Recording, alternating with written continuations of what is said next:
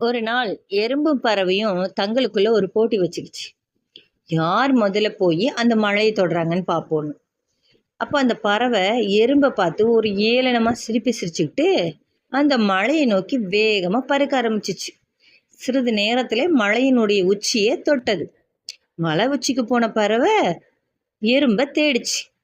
ஆனா எறும்போ அப்பந்தான் மலையடிவாரத்தினுடைய பாதி தூரத்தை கூட அதால தொட முடியல. இதை பார்த்த பறவை எறும்பு பார்த்து சொன்னுச்சு, எனக்கு முதலே தெரியும் வெற்றி எனக்குத்தான்னு. ஒரு சின்ன எறும்பு நீ இந்த மாதிரி பறவை கிட்டெல்லாம் போட்டி போடலாமா அப்படின்னு கேலி செஞ்சுச்சு. கொஞ்ச நாள் கழிச்சு எறும்போட விடாமுயற்சியால அந்த மலையையும் தொட்டுது. அந்த பக்கமா போன பறவை இதை பார்த்து ஆச்சரியப்பட்டது. அந்த பறவை கிட்ட இந்த எறும்பு சொன்னிச்சான், வெற்றி எல்லோருக்கும் பொதுவானது. சிலருக்கு வெற்றி சீக்கிரமா கிடைச்சிரும், ஆனா சிலருக்கு தாமதமா கிடைக்கும். விடாமுயற்சியும் தன்னம்பிக்கையும் இருந்தாலே போதும் அப்படின்னு எறும்பு பறவையை பார்த்து சொன்னிச்சான்.